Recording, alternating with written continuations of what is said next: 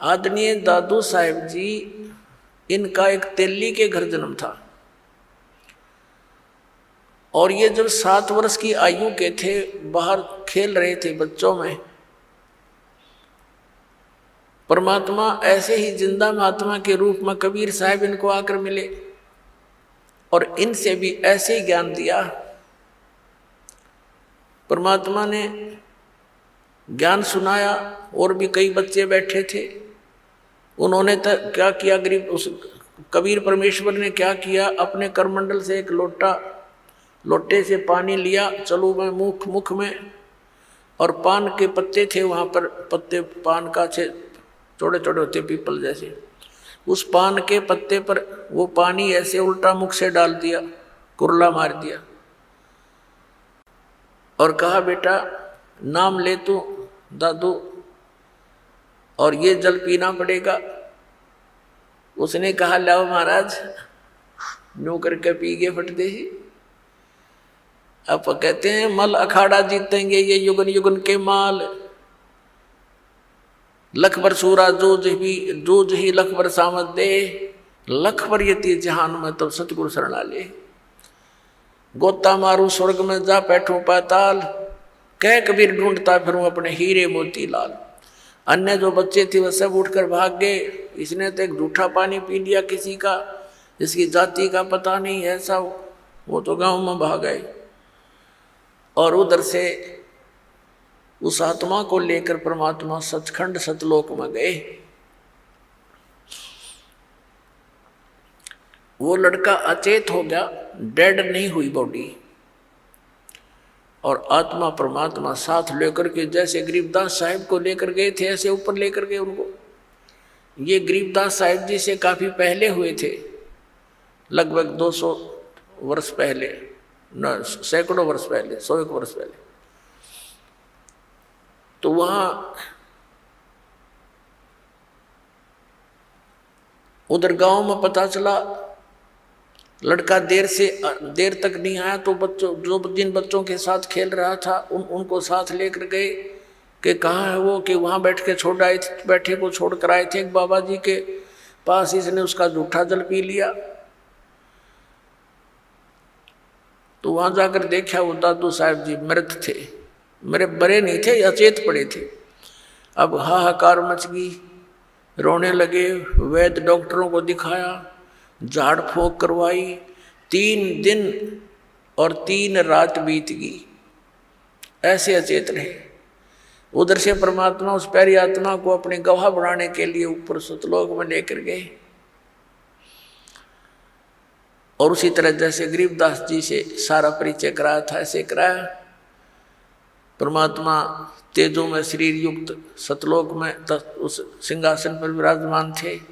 नीचे से वही साधु संत यानी जिंदा महात्मा के रूप में गए थे ऊपर, उसी तरह चौर करने लगे। फिर वो तेजों में शरीर परमात्मा खड़ा हुआ और नीचे से गए हुए महात्मा परमात्मा जो जिंदा के रूप में थे वो बैठ के, उसी तरह क्रिया हुई सारी। और चवर वो तेजों में शरीर वाले भगवान करने लगे। दादू जी को यही शंका आई कि भगवान तो ये दिखा था जो तेजों में शरीर वाला है, और ये बाबा जी बैठ गया सिंहासन पर, समझ में नहीं आई ये क्या चक्कर है। इतने में तेजों में शरीर उस कबीर उस परमात्मा के शरीर में समा गया, जिंदा वाले शरीर में। तब परमात्मा ने कहा कि बेटा दादू जा नीचे, तू, मेरा नाम कबीर है, मैं काशी में जुल्हा बनकर रहा था। ऐसे गरीबदास जी को बताया था परमात्मा ने कि मैं बेटा वहाँ भी रहा 120 वर्ष तक, यही ज्ञान मैंने वहाँ दिया। और गरीबदास जी को तो यहाँ तक कहा था कि उन काल के दूतों ने जो कबीर पंथ में आगे हैं उन्होंने नाश कर दिया है उस ज्ञान का, अब इसको दोबारा करना। दादू साहब जी तो गरीबदास जी जो पहले हुए थे, इनको विशेष ज्ञान नहीं दिया, लेकिन अपना परिचय अवश्य दे दिया, क्योंकि उनको मालूम था कि इनको वो ज्ञान दिया तो बीच में इस पंथ में घुसे हुए लोग भी बात बिगाड़ देंगे। तो कहने का भाव ये है कि दादू साहब जी को सब परिचय देकर के वहाँ पर छोड़ दिया। तीसरे दिन जब बच्चा होश में आया तो खुशी की लहर दौड़ गई और दादू साहेब जी उस कबीर परमेश्वर की महिमा का गुणगान करने लगे। तो क्या बताते हैं, दादू साहेब जी ने परमात्मा कबीर जी की महिमा किस प्रकार कलम तोड़ सुनाई है, वो सुनाते हैं आपको थोड़ी सी। परमात्मा ने, दादू साहब ने कहा है, जो जो शरण कबीर के तिरगे अंत अपारे, दादू गुण के कहूँ कहत न लागे कहत न पावे पारे। जो जो शरण कबीर के वो तिरगे अंत अपारे, दादू गुण की कहूँ कहत न आवे पार। कबीर करता आप है दूजा नहीं कोई, दादू पूर्ण जगत को भक्ति दृढ़ावत सोए। अब दादू साहब जी कहते हैं कि जो जो शरण कबीर की और पार हो गए अनंत, और कहते उस परमात्मा के गुणगान की मैं इस मुख से क्या महिमा करूं, क्या गुण गाऊं उस महात्मा परमात्मा के। कबीर करता आप है दूजा ना कोई, दादू पूर्ण जगत को भक्ति दृढ़ावत सोए। पूर्ण जगत को यथार्थ ज्ञान वही परमात्मा स्वयं आकर ही देता है, दृढ़ाता है। यो ठेका पूरा होवे जब सब कोई तजय शरीर।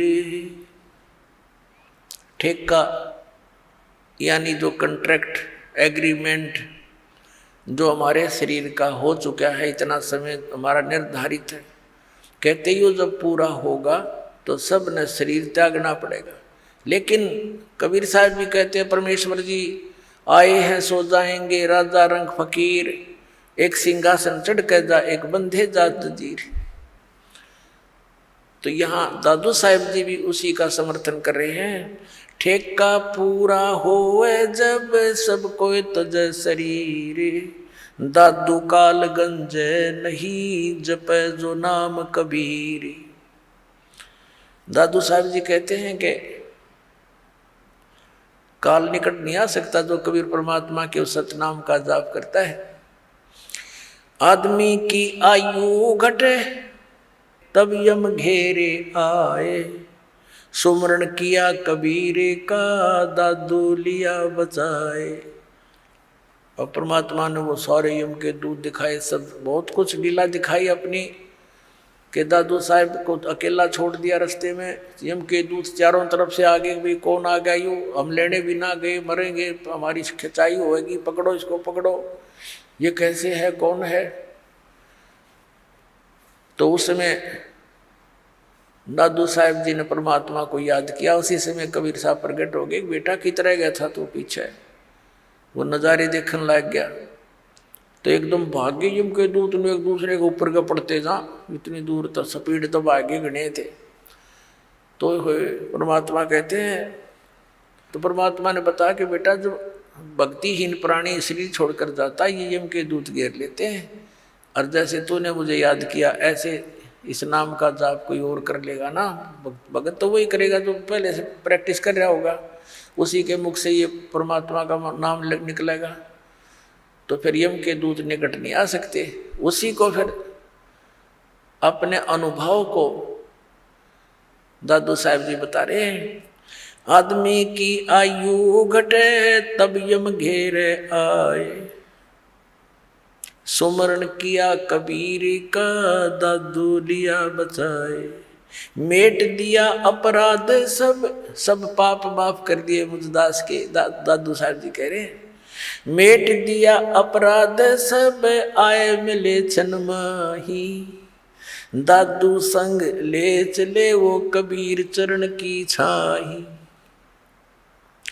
सेवक देव निज चरण का दादू अपना जाने, बरंगी सत कबीर ने कीन्या आप समाने। अब क्या बता रहे हैं दादू साहब जी कि मेरे सारे अवगुण माफ कर दिए भगवान ने, और एक सेकंड के अंदर मेरे पास उपलब्ध हुए और अपने साथ ले चले बालिक मुझको। और कहते हैं, हे दाता, मुझे अपने चरणों का, अपने चरण रज का दास समझना, सेवक देव निज चरण का। हे देव, हे भगवान, हे परमेश्वर, यो सेवक आपके चरणों का नौकर है, धूल है, निज सेवक है, और इसको अपना जान मेरे दाता।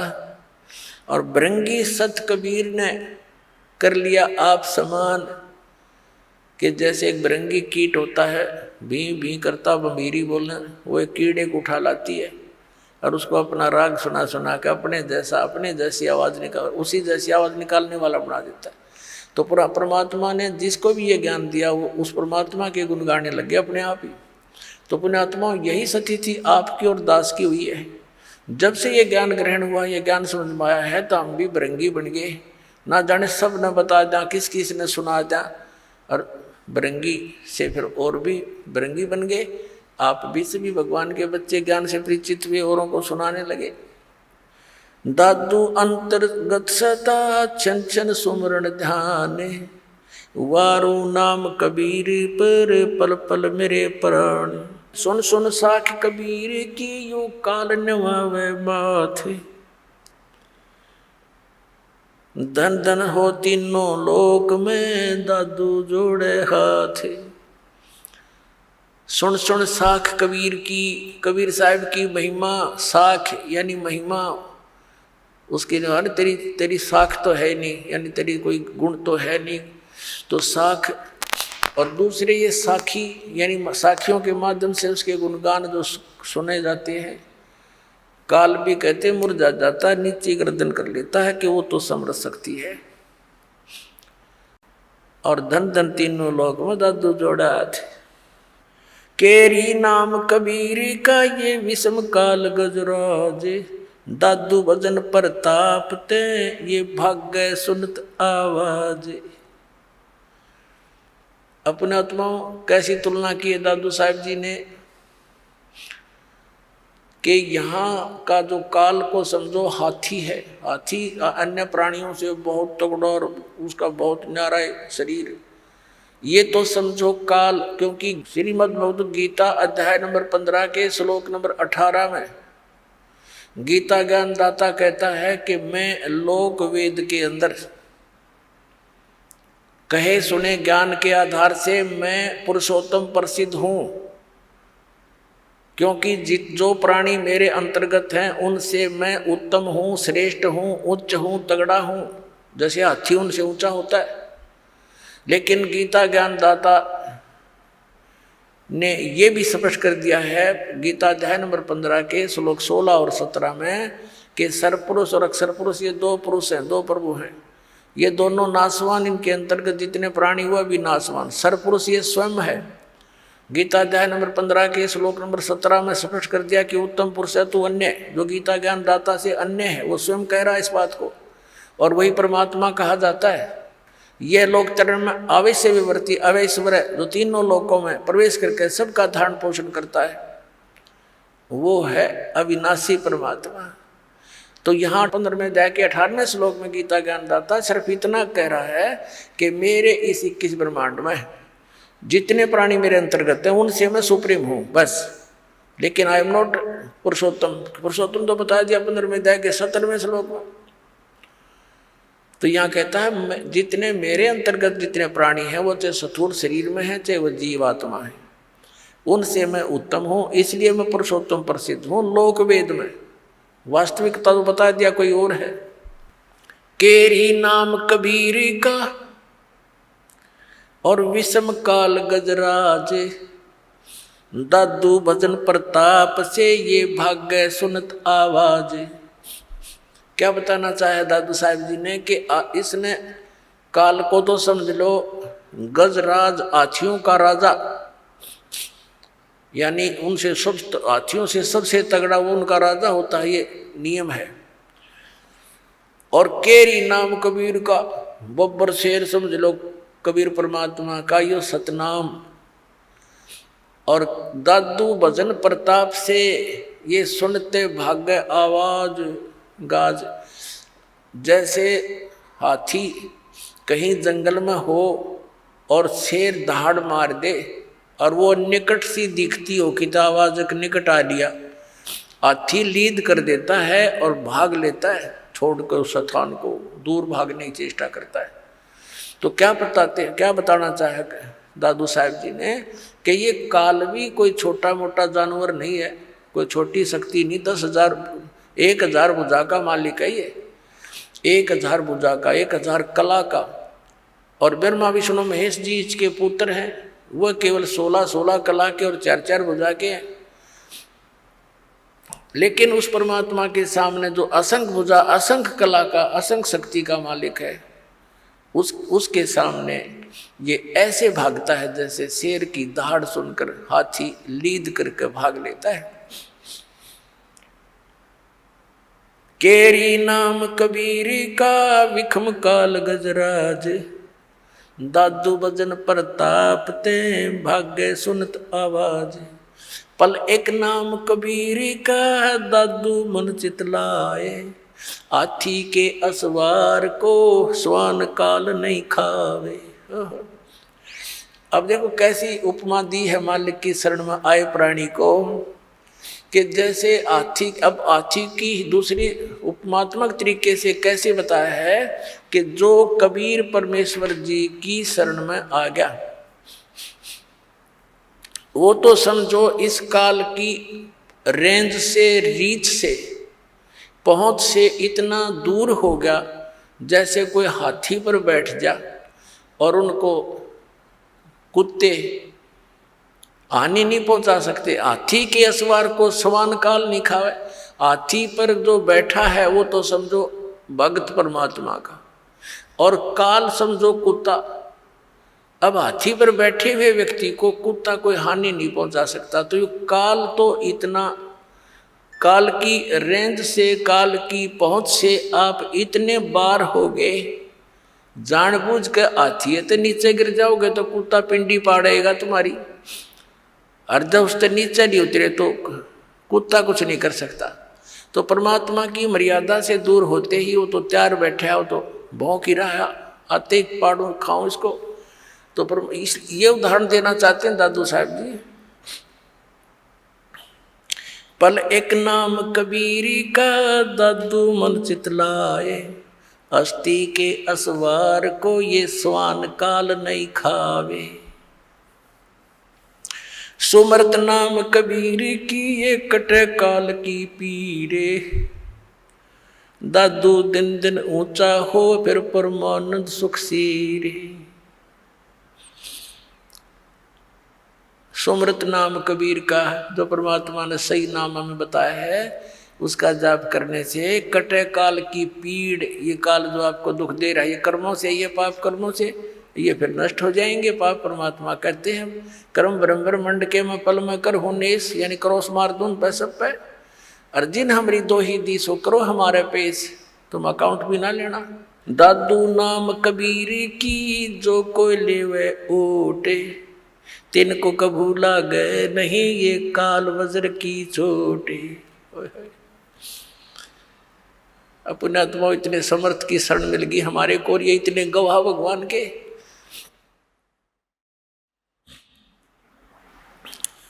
कि दादू साहब कह रहे हैं कि कबीर साहब के सच्चे नाम की विधिवत जो ओट ले लेगा, उसकी शरण में आ जाएगा,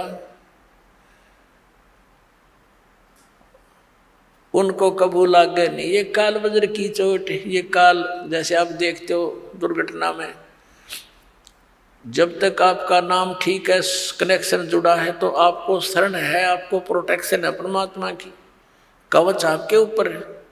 काल का कोई अटैक नहीं लगेगा, कोई कर्म का दंड आप पर असर नहीं करेगा। जैसे आप देखते हो कि दुर्घटना में परिवार नाश हो जाते हैं, ये कभी नहीं हो सकता इस मालिक की शरण आने वाले को, लेकिन रहना पड़ेगा मर्यादा में। अब देखो कैसी तुलना करते हैं परमात्मा की। दादू नाम कबीर की जय कोई लेवे ओटे, तिनको कबू लाग नहीं ये काल वज्र की चोट। काल का वज्र, ये परमाणु भी, मिसाइल भी निष्क्रिय हो जाएगी जो काल छोड़ता ऊपर तक। फिर कहते हैं और संत सब कूप हैं ये कहते जरीता नीर। दादू अगम अपार है दरिया सत्य कबीर। दादू साहब जी कैसी बढ़िया तुलना करते। और संत सब कूप हैं, जैसे छोटे मोटे संत हैं, कोई जिन देवताओं को तुम पूजते हो, ये तो ऐसे समझ लो कोई तो कुएं का जल है, कोई जरीता नीर, कोई छोटा मोटा झरना कुछ क्षेत्र में काम कर रहा है। और दादू अगम अपार है ये दरिया सत कबीर। दरिया, परमात्मा को तो दरिया जानो, और दरियाओं में भी उत्तम जल वाली दरिया, वो कभी उसका जल समाप्त ही नहीं होता। और अन्य जो छोटे मोटे चमत्कार अन्य भी बता देते हैं, वहाँ से मुझे ये लाभ हो गया, वहाँ से ये लाभ हो गया। कहते और संत सब कूप हैं, कुएं हैं, वो केवल जल ही ग्रहण करा सकते हैं, खेत सिंचाई में काम नहीं दे सकते। फिर पानी से काम चले, खेती भी करनी पड़ेगी, उसकी भी आवश्यकता पूर्ति हो, तभी जीवन पूरा सफल हो। तो यहाँ कहते हैं और संत सब कूप हैं कहते जरीता नीर, झरने से हैं, छोटे मोटे काम चला रहे हैं। और दादू अगम अपार है ये दरिया सत कबीर, यानी यहाँ भी आपने सुखी रखेगा जैसा यहाँ का सुख है, और फिर सतलोक लेके जाएगा, सारे काम सारेगा।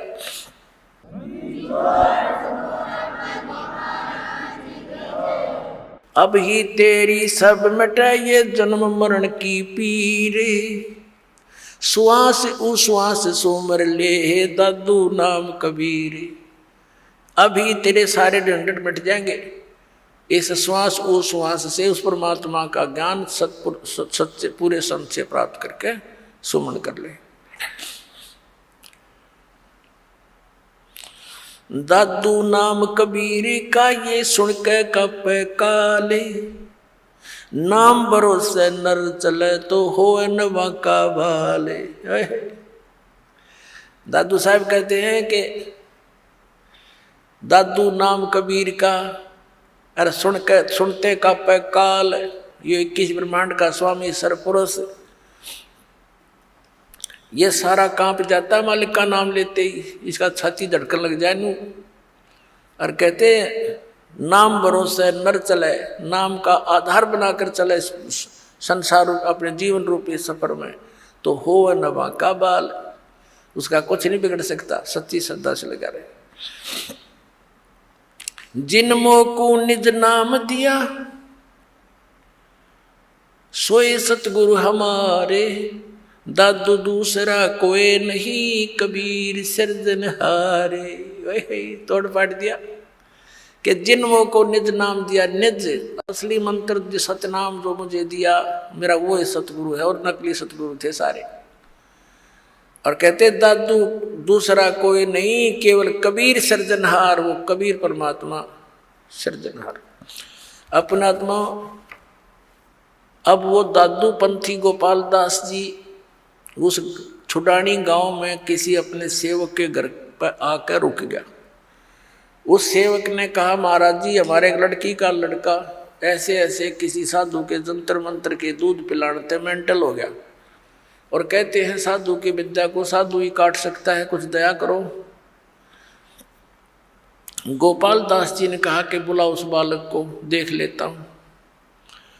अब वो सेवक जो व्यक्ति था उस गांव का गया उस गरीबदास साहिब जी के नाना जी के पास कि भाई ऐसे ऐसे अपना एक मेरे पास एक संत आता है, लड़की के लड़के को उसको दिखा लेते हैं, वो कहता मैं ठीक कर दूंगा इसने। तो 5-7 गांव के जो होते हैं कुल के लोग, वो और उसका नाना जी और गरीबदास 13 वर्ष के बालक को ले गए। दादू पंथी वो गोपाल दास जी गरीबदास जी से पूछा कि बेटा वो कौन था जिसने तुझे बर्बाद कर दिया, उसका क्या नाम था। अब गरीबदास जी ने कहा कि मुझे बर्बाद नहीं किया, मुझे आबाद कर दिया महात्मा जी। हम सुल्तानी नानक तारे दादू को उपदेश दिया, जात जुलाहा वेद न पाया, वो काशी में कबीर होया। जब ये वाणी बोली उसकी छाती में मारा पहला वचन कि मैं हम यानी हम सभी को पार कर दिया। किस किस को? हम सुल्तानी नानक तारे दादू को उपदेश दिया। वही पुण्यात्मा, वही परमात्मा उन पुण्यात्माओं को, आदरणीय नानक साहिब जी को, आदरणीय दादू साहिब जी को, आदरणीय मुल्कदास साहिब जी को, आदरणीय धर्मदास साहिब जी को, आदरणीय गरीबदास साहिब जी को, आदरणीय गीसादास साहिब जी को मिले थे। तो यहाँ कह रहे हैं हम सुल्तानी नानक तारे, अब्राहिम सुल्तान अधम को बुलक बुखारे में वही परमात्मा आए थे, उसको 100 लीलाएं करके उसको नरक से निकाला था। हम तो इस माया ने सच सब कुछ मान बैठे रात और पाठ को, और परमात्मा ने ये विश्व बताया आपके लिए, जो भक्ति ना करता उनके लिए। तो क्या बताया? हम सुल्तानी नानक तारे दादू को उपदेश दिया, और जात तो लाहा भेज नहीं पाया, काशी माए कबीर होया। अजब नगर में ले गया हमको सतगुरु आन, और जल के बिंब अगाध गति हम सूते चादर तान। अलल पंख अनुराग है सुन मंडल रहे थीर, दास गरीब उधार दिया मुझे सतगुरु मिले कबीर। अलल पंख अनुराग है मेरा, तो जैसे अलल पंख पक्षी का अपने पिता में ध्यान, माता पिता में ध्यान रहता है, ऐसे अब तो मेरा तो उस मालिक में श्रद्धा लगी हुई है, मेरा वहाँ ध्यान रहता है। और मुझे सतगुरु कबीर साहब मिले, वो ऊपर रहता है, सतलोक में सचखंड में रहता है। आंखों देखा बताया गरीबदास साहब जी ने, यही दादू साहब ने बताया। अब वो बाबा जी तो कहने लगे, अरे गाँव वालों ये बावला को ना, बावले तो तुम होगे, ये तो अमृतवाणी बोल रहा है, निज स्थान के निज वचन बोल रहा है, सत परमात्मा की अमर वचन। उस 60 साल के महात्मा ने 13 साल के बच्चे के सामने, बच्चे के आगे हाथ जोड़ के कहा कि महाराज यह वाणी लिखवा दो, कलयुग में काम आवेगी। गरीबदास जी उठ कर चल पड़े, और वो महात्मा पीछे पीछे। वो तो परिचित थे कि वे संत परमात्मा ना जाने किस पे कृपा कर दे और के अमृत ज्ञान दे दे, उसके पीछे पीछे महाराज लिखवा दो। तीसरे दिन गरीबदास जी ने कहा कि यदि पूरा लिखे गोपाल दास, बीच में छोड़ कर ना भागना। अगर नहीं जी मैं कति फ्री हो रहा हूँ गाँव से, घर से, बाल बच्चों का विवाह हो लिया, 60-61 साल की उम्र मेरी होगी, और जब तक से सारी उम्र लिखवा दो जाता साथ रहूँगा। उनके ऊपर गरीबदास साहिब जी का अपना ही एक बेरी का बाग था, उसके अंदर एक जांडी का घनी छाया वाला वृक्ष था, उसके नीचे बैठ कर लागे लिखना गर्मियों से स्टार्ट किया था। फिर जैसे जैसे समय आता रहा, 6 महीने तक लिखते रहे।